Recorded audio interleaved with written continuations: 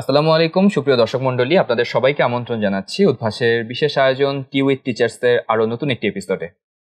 আজকে বরাবরের মতো আমাদের সাথে উপস্থিত আছে তোমাদেরই প্রিয় এক মুখ, আমাদের সবার প্রিয় তকির ভাই। ভাই কেমন আছেন আপনি? আলহামদুলিল্লাহ, কেমন আছেন? আলহামদুলিল্লাহ ভাই, ভালো আছি। ভাই প্রথমে আপনাকে অসংখ্য ধন্যবাদ, আপনার এত বিজি স্কেডিউলের মাঝখানে আসলে আমাদেরকে সময় দিয়েছেন। অসংখ্য ধন্যবাদ ভাই আপনাকে।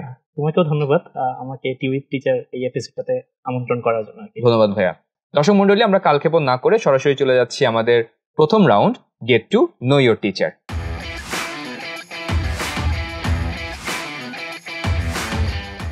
ভাইয়া, প্রথমত উদ্ভাসের সাথে আপনার পথ চলা প্রায় দীর্ঘ সময় ধরে, দশক পেরিয়ে গেছে, প্রায় বলতে গেলে 10 বছরের মতো। এই পথ চলাটা ঠিক কিভাবে শুরু হলো, কখন থেকে শুরু হলো, এন্ড এখন ঠিক কোন পর্যায়ে পৌঁছেছে? টু বি এক্সাক্ট যদি বলতে চাই, আমাদের বুয়েট অ্যাডমিশন টেস্টের যেদিন থেকে রেজাল্টটা হয়েছে তারপর থেকেই আসলে আমি যখন অ্যাডমিশন কোর্সে উদ্ভাসের সাথে কানেক্টেড ছিলাম, তখন প্ল্যান ছিল যে আমি উদ্ভাসের টিচার হব আর কি। মানে বলতে পারো একটা ড্রিম টাইপের আর কি। ভাইয়ারা যখন ক্লাস নিত তখন ভাইয়াদের ক্লাস নেওয়া দেখে খুব ইন্সপায়ার্ড হইতাম যে আমিও একটা সময় পরে ওইখানে যাব, স্টুডেন্টদেরকে আমি ইন্সপায়ার করব, মোটিভেট করব, ক্লাসটা নিব। তো ওইখান থেকে আমার শুরু আর কি।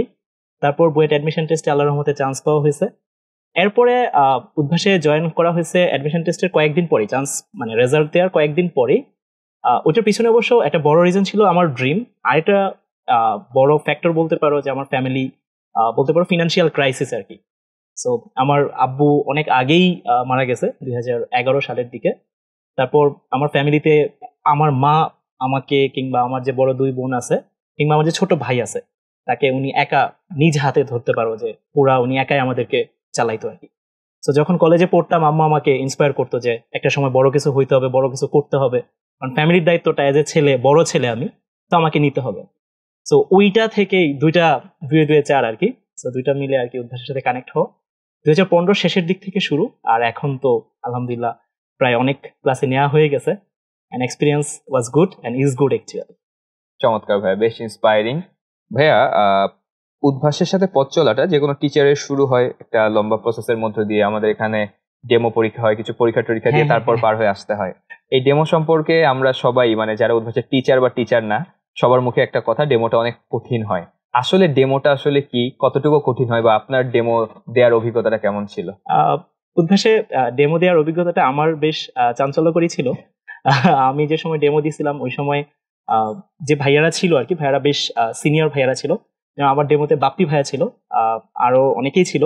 বাপ্পি ভাইকে চিনতাম কারণ বাপ্পি ভাই আমাদের ক্লাস ছিল, আলিমুজ্জামান বাপ্পি ভাইয়া। তো আমার ডেমোতে যখন ডেমোতে আমাকে ডাক দেয়, আমি বেশ নার্ভাস ছিলাম শুরুর দিকে। তো প্রথমে একবার ডেমোতে গেছি, যাওয়ার পরে নার্ভাস দেখে ভাইয়া বলছে তুমি কি অনেক বেশি নার্ভাস, কারণ আমি ডেলিভার করতে পারতেছিলাম না। ভাইয়া জানতো, ভাইয়া আমাদের ক্লাস নিত, তো ভাইয়া আমার সম্পর্কে জানতো। তো ভাইয়া আর আমি বললাম যে ভাই আমি একটু নার্ভাস, আমাকে একটু পরে আবার সময় দিলে বা পরে ডাকলে ভালো হয়। তো শেষে আবার যে আমি ডেমো দিয়েছিলাম এবং আলহামদুলিল্লাহ ঠিক ছিলাম। ওইখানে ফার্স্টে একটা এমসিকিউ টেস্ট হয়, ওইখানে ভালো মার্কস, এটা অবশ্যই একটা ফ্যাক্টর। আর ডেমোর মধ্যে ভাইয়ারা যেটা চেক করে আর কি, অ্যান্ড রিসেন্টলি আমিও আলহামদুলিল্লাহ অনেকগুলো ডেমোতেই ছিলাম আর কি, আমি ডেমো নেই আর কি আল্লাহর রহমতে। সো এইখানে আমরা আসলে টিচারদের যারা আসে আর কি, তাদের presentation skill, attitude, knowledge depth, conceptual depth, এইসব চেক করি আর কি। আর মোস্ট ইম্পর্টেন্ট আরেকটা ফ্যাক্টর দেখা হয়, সেটা হচ্ছে অ্যারোগেন্সি লেভেল আর কি। অনেকে থাকে একটু অ্যারোগেন্স, সো এটা একটু বিনয়টা দেখা হয় আর কি। তুমি মনে হয় বুঝতেছো, তুমিও তো ডেমো নেও আর কি, তো তুমি জানো আর কি। তো এটাই আর কি। চমৎকার ভাইয়া। এই যে এতদিন ধরে আপনার পথ চলা, দীর্ঘ সময় ধরে আপনি ক্লাস নিয়েছেন, তো ক্লাসরুমের ভেতরে স্টুডেন্টরা একটা তৌকির ভাইকে চিনে, সেই ভার্সনটার সাথে ব্যক্তিগত জীবনে আপনি যে তৌকির, আমি যদি ডিরেক্ট কম্পেয়ার করি ক্লাসরুমের তৌকির ভাই আর ক্লাসরুমের বাইরের তৌকির ভাই, ব্যক্তি জীবনের তৌকির ভাই, আসলে কোনো তফাৎ আছে নাকি এক্সাক্ট একই মানুষ? অন এন এভারেজ সেমই থাকে। আমি ক্লাসরুমে আরো বেশি অনেক ক্যাজুয়াল থাকে। আমি আসলে তুমি যদি কখনো আমার ক্লাসগুলো দেখো আর কি, অনলাইন বা অফলাইনে, আমি আঞ্চলিক ভাষায় কথা বলতে স্বাচ্ছন্দ্য বোধ করি আর কি। এইভাবে কথা বলাটা আমার জন্য একটু বলতে পারো যে একটু আনইজি ফিল করি আমি মাঝে মাঝে। আমি ছেলে পেলেদের সাথে একদম আঞ্চলিক ভাষা, আমার এলাকার যে ভাষা ময়মনসিংহ এর ভাষা আর কি, ওইভাবেই কথা বলি আর কি। এটা কানেক্ট করতে ইজি হয় স্টুডেন্টের সাথে। স্টুডেন্টও বেশ ভালো প্রাণবন্ত ভাবে নেয় জিনিসটা, এবং তাদেরও খুব ভালো লাগে যে ভাইয়া আমার সাথে মিশে গেছে, ফ্রেন্ডলি একটা বিহেভ। আমি ক্লাসে সবসময় এটাই চেষ্টা করি আর কি। তো খুব বেশি তফাৎ থাকে না। বাহ, চমৎকার ভাইয়া। যদি বলতেন, এই দীর্ঘ সময় পথ চলে আপনি হাজারের বেশি ক্লাস নিয়েছেন, ঢাকার বাইরে, কোনো এক্সপিরিয়েন্স যেটা আপনার এখনো মানে মনে আছে বা মাঝে মধ্যে মনে পড়লে আপনার হাসি পায়, বা কোনো মজার কোনো ঘটনা বা সুখকর কোনো স্মৃতি, যে কোনোটা, যদি একটা ঘটনা যদি এরকম বলতেন। অনেক ঘটনাই আছে, তার মধ্যে একটা ইভেন্ট আমি শেয়ার করতে পারি। এটা হচ্ছে উদ্ভাস থেকেই, আমি সিলেট ব্রাঞ্চে ছিলাম আমার যতটুকু মনে পড়ে। তো আমার একটা হচ্ছে কি, আমি ওই যে সাথে তো মোবাইল বা পার্স বা মানি ব্যাগ জাতীয় জিনিসপত্র থাকে, তো ওইগুলা হচ্ছে কি আমি দেখা গেছে কমোড বা সাইডে যে আমরা হাত ধুই যে জায়গাটা, এটার সাইডে আমরা রেখে দিই। তো আমি ভুলবশত এটা রাখার পরে চলে আসছি, আচ্ছা, ক্লাসে চলে আসছি, ক্লাসের ব্রেকে আমি ওয়াশরুম ইউজ করছি, তো ওটা আমি রেখে চলে আসছি, আমার মনে নাই। তো তারপর আমি ক্লাস নিছি, তো হঠাৎ করে আমার মনে হলো আমি তো ফোন রেখে আসছি ওয়াশরুমে, বা আমার মানি ব্যাগ জাতীয় সবকিছু রেখে আসছি। তো আমি তো ভাবছি এটা মনে হয় না আর পাবো। তো কিছুক্ষণ পর একজন ভাইয়া এসে আমাকে, ছেলে স্টুডেন্ট, সে আমাকে বলতেছে, ভাই ওটার ভিতরে আমার আইডি কার্ড ছিল, সে দেখে সে আমাকে একটা দিয়ে ব্যাগ দিয়ে গেছে। এবং আই ওয়াজ প্লিজড যে উদ্ভাসের মধ্যে বা আমাদের জেনারেশন যারা আসতেছে তাদের মধ্যে এরকম সততাটা এখনো আছে। মানে ব্যাগে বেশ ভালো অ্যামাউন্ট টাকা ছিল, কারণ আমি আগে মনে হয় প্রায় 2 সপ্তাহ ক্লাস নিছি, বেশ ভালো অ্যামাউন্ট অফ টাকা ছিল। তো সে চাইলেই কিন্তু এখান থেকে নিয়ে চলে যেতে পারত, আমি তো এটা পারতাম না আর ওই সময়। তো সে আমাকে ওটা ব্যাগ দিয়ে গেছিল এবং ফোন সহ সবকিছু ব্যাগ দিয়ে গেছিল। তাকে আমি একটা ট্রিটও দিয়েছিলাম, বাট আমার খুব ভালো লাগছিল যে যে এখনকার ছেলে পেলে যারা ছিল আমার মানে সিলেট বাসীদের প্রতি বা জেনারেলি তুমি যদি বলো আর কি, স্টুডেন্টদের প্রতি একটা পজিটিভ ইম্প্যাক্ট আসছিল আর কি, যে ওকে ফাইন, এরা অনেক ভালো, এবং এদের হাতে যদি ভবিষ্যতেও কিছু দেওয়া হয় দেশটা ভালো হবে, বা যে কোনো কিছু দেওয়া হবে ওটা অনেক ভালো হবে ইনশাল্লাহ। এরকম একটা ইম্প্যাক্ট আমার উপর আসছিল। বাহ, চমৎকার। ভাইয়ার এই এক্সপিরিয়েন্সের ভেতরে আমি একটা হিডেন বিষয় খেয়াল করলাম। ভাইয়া পুরো ক্লাস শেষ করার পরে যে ভাইয়ার মাথায় আসছে যে তার ফোনটা বা মানি ব্যাগটা কোথায়, মানে ভাইয়া ক্লাসে কি পরিমাণ কনসেন্ট্রেশন দেন বা ভাইয়া কি পরিমাণ মনোযোগের সাথে ক্লাস না, এটা বোঝা গেল। সাধারণত আমরা 2 মিনিট পর পর যত কাজই থাকুক না কেন ফোন চেক করতে ব্যস্ত থাকি।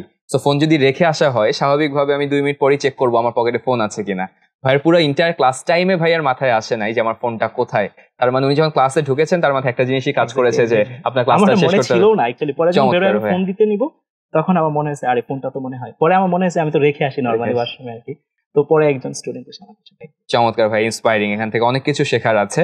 ভাই এবার আপনার একটু ছোটবেলায় চলে যেতে চাই। আপনার বেড়ে ওঠা আসলে কোথায় ছিল, কোন স্কুলে পড়েছেন, আর স্কুল লাইফে আপনি কেমন ছিলেন? অনেকে পড়ুয়া থাকে, অনেকে একটু চঞ্চল থাকে, অনেকে আবার দুইটা একসাথে, পড়ুয়া এবং চঞ্চল। অনেকে আবার আছে খুব কম পড়ে পাশ করে ফেলার মতো স্টুডেন্ট। বাট আপনি নিজেকে কোন ক্যাটাগরিতে মনে করেন এবং ছোটবেলাটা ঠিক কেমন কেটেছে? থ্যাংক ইউ এই প্রশ্ন করার জন্য। আমার ছোটবেলা কাটছে হচ্ছে আমার ময়মনসিংহ জেলায় আর কি, আমার জেলা ময়মনসিংহ। থানাটা আমি আসলে সচরাচর বলতে চাই না, কারণ হচ্ছে যদি এটা বলি অনেকে আবার একটু অন্যভাবে দেখে। মানে আমাদের ময়মনসিংহ জেলার একটা থানা, যেটা আসলে সারা বাংলাদেশেই একটু নেগেটিভলি ট্রিট করা হয় আর কি। থানাটার নাম হচ্ছে গফরগাঁও থানা। এটা শুনলেই মনে হয় যে ডাকাত ডাকাত একটা ভাইব, কিংবা মারমুখী মারমুখী একটা ভাব, কিন্তু আসলে আমাদের থানা বা আমাদের জেলার মানুষ খুবই অতিথিপরায়ণ, আন্তরিক আর কি। তো আমার বেড়ে ওঠা গফরগাঁও থানাতেই। আমার স্কুল ছিল হচ্ছে গফরগাঁও ইসলামিয়া সরকারি হাই স্কুল, ওইখানেই বেড়ে ওঠা। পড়াশোনা ছোটবেলা থেকেই খুব বেশি ভালো ছিলাম তা বলবো না, আবার খুব খারাপও না। আমি মানে অ্যাভারেজ বা ধরতে পারো আরেকটু উপরে, অ্যাভারেজের একটু উপরে ছিলাম। কখনো রোল দেখা গেছে, মানে আমাদের স্কুলে ক্লাসে যে রোল নাম্বার দেয় আর কি, এটা দেখা গেছে হয়তো বা 10 বা 12 বা 7 8 এরকম থাকতো। বাট কখনো এরকম ফার্স্ট বয় সেকেন্ড বয় হয়ে ওঠে নাই আর কি, এই আর কি। আর পড়াশোনা যখন করতাম খুব যে নার্ড ছিলাম এরকম না, খেলাধুলা করতাম, আমি প্রচুর খেলাধুলা করতাম। ইভেন আমাদের এলাকায় বিভিন্ন রকম ক্লাব অ্যাক্টিভিটিস হইতো, ক্রিকেট ফুটবল খেলার, মানে আমি এরকম খেলতে যাইতাম। এবং আমার খুবই একটা মজার এক্সপিরিয়েন্স আছে এসএসসি পরীক্ষার, ফিজিক্স পরীক্ষার, স্পেশালি ফিজিক্স পরীক্ষার ঠিক আগের দিন আমি বিকালে খেলতে গেছি, তারপর আমার হাতে অনেক ব্যথা পেয়েছিলাম। তো আমার আম্মু একটু অন্যরকম ছিল, ব্যথা পেলে আগে একটু আবার উনি মারতো আর কি, ঠিক আছে, উনি আবার কিছুক্ষণ মারছে, পরে আবার ওষুধপত্র করছে আর কি, ঠিক আছে। তো এই আর কি কথাবার্তা। মোটামুটি আলহামদুলিল্লাহ সব মিলে আমার স্কুল জীবন ভালোই কাটছে। ওইটার মধ্যে যদি বলতে চাই, আমার স্কুল লাইফের যে টিচাররা ছিল তারা বেশ হেল্পফুল ছিল। আমি যেটা বলতাম আর কি, আমার ফিনান্সিয়াল ক্রাইসিস একটু ছিল আর কি, তো ওইখানে একজন টিচার ছিল আমাকে পুরাটা সময় গাইড করতো উইদাউট এনি পেমেন্ট আর কি। বাহ, চমৎকার ভাইয়া। ভাইয়ের সাথে লিঙ্ক করেই, স্কুল লাইফটা বেশ হ্যাপেনিং কেটেছে। কলেজে আপনি ঢাকায় চলে আসলেন, নটরডেম কলেজে ভর্তি হলেন। তো কলেজে ওঠার পরে লাইফে কি কোনো চেঞ্জ বা কোনো টার্নিং পয়েন্ট পেয়েছেন কিনা, নাকি অ্যাজ ইট ইজ স্কুলের মতোই কেটেছে কলেজ লাইফ? এটা বেশ ভালো একটা জিনিস। আমি যখন স্কুলে এসএসসি পরীক্ষা পাশ করলাম, তখন আমি আমাদের এলাকা থেকে মানে মেট্রিক পরীক্ষার পরে সবাইকে তাবলিগে পাঠায় দেওয়া হয়। এটা আর কি এটা কমন, বাধ্যতামূলক মানে বলতে পারো, হ্যাঁ, ইন এ সেন্স ওই এলাকার, আমাদের এলাকার মধ্যে মোটামুটি এটা কমন ট্রেন্ড, সবাই যায়, মানে জামাত সহকারে সবাই যায় আর কি। তো আমাদের ওইদিকে একটা ইজতেমা হয়েছে, তারপর আমি চলে গেছি। তো নটরডেম কলেজ সম্পর্কে আসলে আমাদেরই স্কুলের একজন বড় ভাইয়ের কাছ থেকে শোনা, ভাইয়া ভর্তি হয়েছে। তো আম্মু তাকে দেখাইতো আর কি, যে থাকে না যে ছেলে ভালো করছে, একে ফলো কর এরকম। তো ভাইয়ের সাথে আমি মাঝে মাঝে নটরডেম নিয়ে কথাবার্তা শুনতাম আর কি। তো তখন মনে হয়েছে তাবলিগে থেকে আসার পরে যে না, এখন এখানে পরীক্ষা দেওয়া উচিত। তো আল্লাহর রহমতে আমার চান্স হয়েছিল।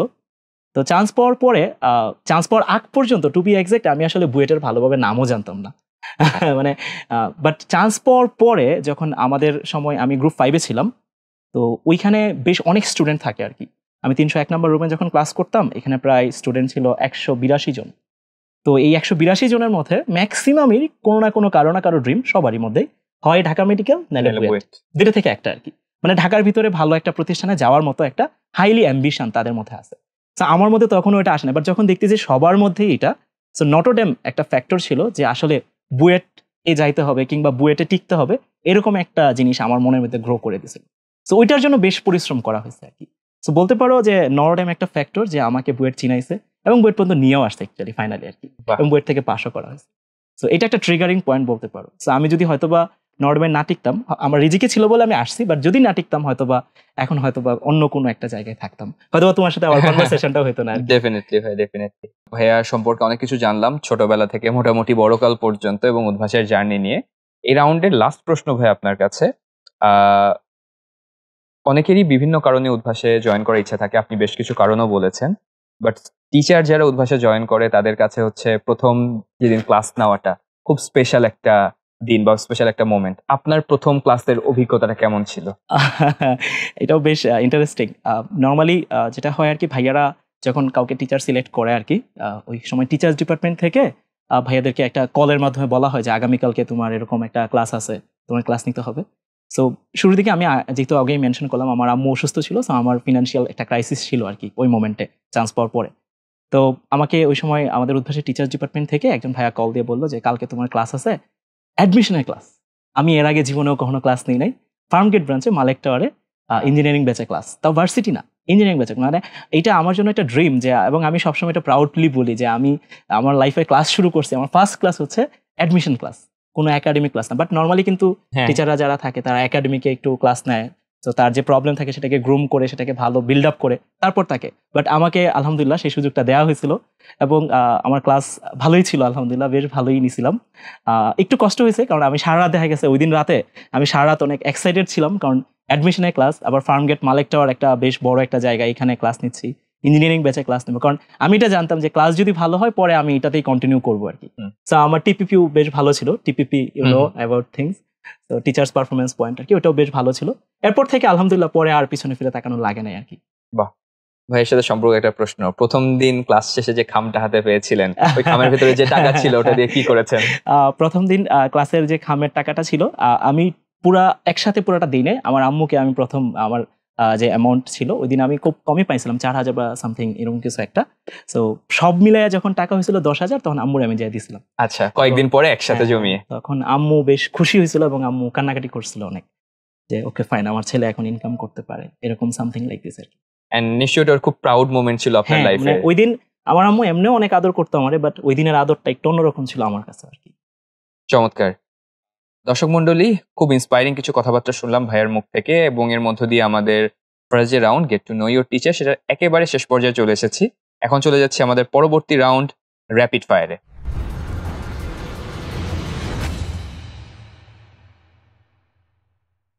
ভাইয়া, র্যাপিড ফায়ার আপনাকে দুটো করে অপশন দেওয়া হবে, উইদাউট এনি জাস্টিফিকেশন আপনাকে একটা পিক করতে হবে। আচ্ছা, ওকে, এন্ড পিক কিন্তু করতেই হবে ডেফিনেটলি। ওকে, প্রথম প্রশ্ন, স্কুল লাইফ নাকি college life? College life. College life, okay, একটু জানতে চাই ভাইয়া কেন? বললাম একটা রিজন অলরেডি আমি মেনশন করছি। কলেজ লাইফে আমার আসলে অনেক কিছুই চেঞ্জ হয়েছে, মানে আমি আমার আজকে যে তৌকির হয়ে ওঠার পেছনের স্টোরিটা, এটা পুরাটাই আমার নটরডেম কলেজের ক্রেডিট আর কি। অ্যান্ড নটরডেম কলেজে আমি অনেক কিছুই শিখছি, তার মধ্যে একটা দুটা ছোট্ট ইভেন্ট আমি তোমার শেয়ার করতে পারি। এটা সবার জন্যই অনেক ইম্পর্টেন্ট। আমি বায়োলজি ল্যাবে যখন ছিলাম, আমাদের বায়োলজি ল্যাবটা ছিল একটু উপরের দিকে, 3তলা বা 4তলার দিকে, বেশ গরম ছিল ওই সময়টা। তো আমি দুপুরে লাঞ্চ করে বায়োলজি ল্যাবে গেছি সিঁড়ি দিয়ে ভায়া।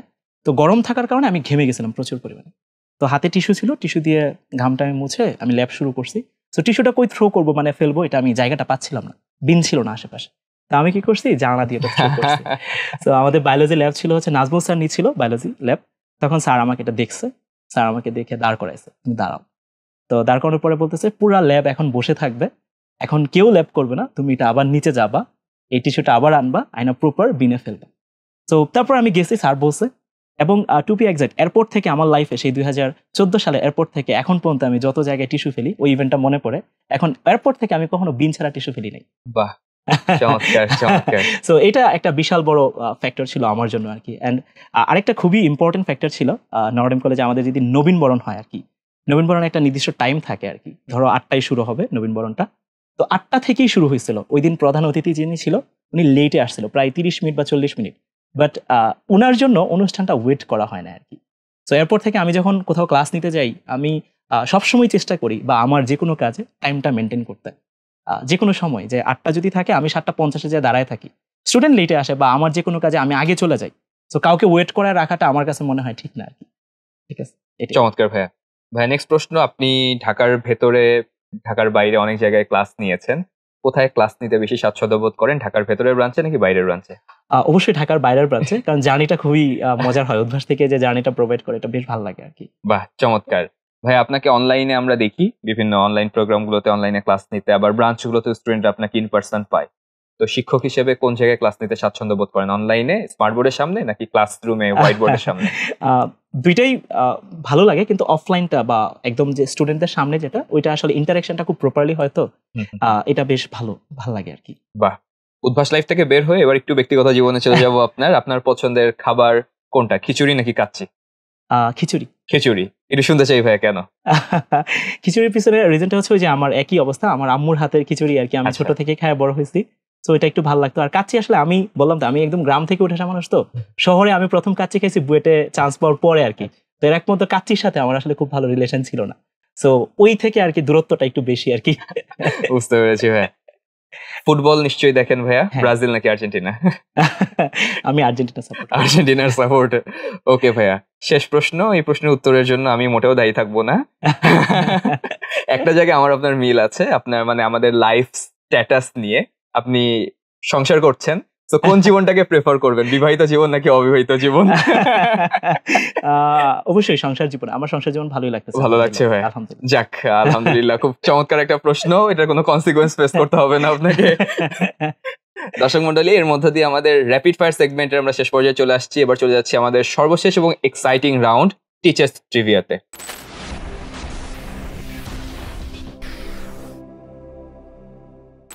ভাইয়া আপনাকে একে একে 5 জন টিচারের নাম বলবো, একটা বা সর্বোচ্চ 2টা ওয়ার্ডে তাদেরকে ডেসক্রাইব করতে হবে। আচ্ছা, ওকে। ভাই সিনিয়র, জুনিয়র না ব্যাচমেট, কাকে দিয়ে শুরু করবো? সিনিয়র দিয়ে শুরু করি। সিনিয়র দিয়ে শুরু করা যাক। ওকে, মোটামুটি বলতে গেলে আমাদের অ্যাক্টিভ টিচারদের ভেতরে সিনিয়র মোস্ট টিচার আমাদের ইংলিশের হিমেল ভাই। আচ্ছা, হিমেল ভাইকে আপনি ডেসক্রাইব করেন। হাম্বল। হাম্বল, গ্রেট। ওকে, আরেকজন সিনিয়র, অর্ঘ ভাই। Math legend. ম্যাথ লেজেন্ড, বাহ। অর্ঘ ভাইকে নিয়ে মনে হয় এক্সিকিউটিভ আমরা সেকেন্ড টাইম শুনছি দর্শক মন্ডলী। ওকে, এবার ভাই আপনার ব্যাচমেটে চলে আসি। আচ্ছা, দীপ্র ভাই। স্মার্ট। স্মার্ট, বা চমৎকার। রাহাত ভাই। what should I say? Package of success actually. Package of success, বা চমৎকার। একটা জুনিয়র তো ভাই কোটাতে একজন জুনিয়রের নাম বলতেই হয়। আচ্ছা ভাইয়া, আমার কথাই যদি বলি, বাবলা। বাবলা ইন্সপিরেশনাল ক্যারেক্টার। বাহ, চমৎকার ভাইয়া, হাম্বল। থ্যাংক ইউ ভাইয়া। দর্শক মন্ডলী, এর মধ্যে দিয়ে আমাদের যে তৃতীয় এবং সর্বশেষ সেগমেন্ট টিচার্স ট্রিভিয়া, এটারও শেষ পর্যায়ে চলে আসছি। এন্ড দেখতে দেখতে ভাইয়ের সাথে কথা আমার কখন শুরু হলো কখন শেষ হলো আমি বুঝতেই পারি নাই। খুব চমৎকার ইন্সপিরেশনাল কথা, ভাইয়ের প্রত্যেকটা কথা আমার মনে দাগ ফেলছিল। দর্শক মন্ডলী, আমি কোয়াইট শিওর আপনারাও অনেক বেশি ইন্সপায়ার্ড এবং এখান থেকে মোটিভেটেড হবেন ভাইয়ের কথা থেকে। সো আমরা প্রোগ্রামটা শেষ করব, তার আগে ভাইয়ের মুখ থেকে যে লাইফের কোন একটা ফিলোসফি যেটা আপনি সবসময় প্রিচ করতে চান। সবসময় তো টিচার হিসেবে আমাদের কাজ পড়ানোই না, পড়ানোর বাইরে আমরা পার্সোনাল কোনো ফিলোসফি তাদের ভিতরে ইনজেক্ট করার চেষ্টা করি, তাদেরকে বোঝানোর চেষ্টা করি। এমন একটা কোনো কথা বা এমন একটা ফিলোসফি যেটা আপনি দর্শক এবং আপনার স্টুডেন্টদের সাথে শেয়ার করতে চান। জীবন দর্শন হতে পারে, জীবনের একটা আপনার কোনো ঘটনা বা কোনো ইন্সপিরেশন, যে কোনো কিছু ভাই। এক্ষেত্রে আমার একটা ছোট্ট তোমাদের প্রতি রিকোয়েস্ট থাকবে, যারা স্টুডেন্ট আছো তোমাদের প্রতি বলতেছি, এটা আমিও ফলো করি, তোমরা এটা ফলো করলে হোপসো তোমরা এটাতে অনেক ভালো রেজাল্ট পাবা। সেটা হচ্ছে যখনই কোনো একটা সাকসেস রেট বা তুমি যে কোনো একটা গোল সেট করবা, ওই গোল সেট করার জন্য তুমি তোমার সাইড থেকে চেষ্টা করবা সর্বোচ্চটা দেওয়ার জন্য। মানে এটা তুমি যদি তোমার সাইড থেকে সর্বোচ্চ দিতে পারো, তাহলে যখন রেজাল্টটা আসবে তোমার সামনে, তুমি যদি সেখানে সাকসেসফুল নাও হও, যখন বিবেকের আয়নার সামনে তুমি দাঁড়াবা, তখন তুমি নিজেকে বলতে পারবা যে আমি আমার সাইড থেকে সর্বোচ্চটা দিয়েছিলাম। যদি না আসে সেটা অ্যাকচুয়ালি তোমার লাকের ব্যাপার। এখানে দুইটা জিনিস কম্বিনেশন হতে হয়, মানে কোঅর্ডিনেট করতে হয় আর কি, তোমার হার্ডওয়ার্ক আর হচ্ছে লাক। সো তোমার সাইড থেকে তোমার কাজ হচ্ছে হার্ডওয়ার্কটা করা আর কি। সো যদি লাক অ্যান্ড হার্ডওয়ার্ক দুটো একসাথে ক্লিক করে তুমি সাকসেসফুল হবা। আর যদি না হয়, তুমি যেন নিজের সাইড থেকে তুমি এটা নিজেকে বলতে পারো না আমার সাইড থেকে যেটা করা দরকার ছিল সেটা আমি পারফেক্টলি করছি, যেটা হয় নাই সেটা আল্লাহ তাআলা আমার রিজিকে রাখে নাই। That's it. এটাই হচ্ছে আমার সাইড থেকে তাদের প্রতি একটা ছোট্ট রিকোয়েস্ট আর কি। থ্যাংক ইউ ভাইয়া। ভাইয়া আপনাকে আবারও অসংখ্য ধন্যবাদ, আপনি তোমাকে এখানে অসংখ্য সময় ধন্যবাদ। দিয়েছেন। আশা করি আপনি এনজয় করেছেন আমাদের এপিসোডটা, এবং দর্শক মন্ডলী আপনারাও নিশ্চয়ই ভাইয়ের কথাগুলো মনোযোগ দিয়ে শুনেছেন এবং ইন্সপায়ার্ড হয়েছেন ভাইয়ের কথা থেকে। তো ভাইয়াকে ধন্যবাদ জানিয়ে আজকে এপিসোড এখানেই শেষ করছি। দর্শক মন্ডলী, আপনাদেরকে অসংখ্য ধন্যবাদ পুরো এপিসোড প্রথম থেকে শেষ পর্যন্ত দেখার জন্য। এমন আরো এপিসোড নিয়ে আমরা হাজির হব আপনাদের সামনে। সেই পর্যন্ত সবাই ভালো থাকুন, সুস্থ থাকুন। আল্লাহ হাফেজ।